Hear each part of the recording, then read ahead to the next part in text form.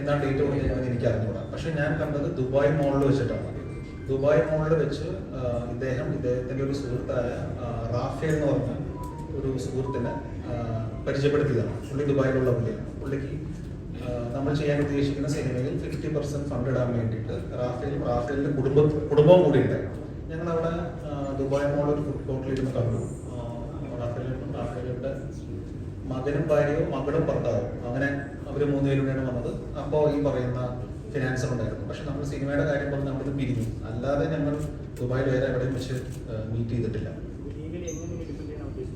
ഇത് ഞാൻ പറഞ്ഞു, ഇത് ഞാനങ്ങനെ ഇത് ഫേസ് ചെയ്തിട്ടോ അല്ലെങ്കിൽ ഇങ്ങനെ എനിക്ക് പരിചയമില്ല.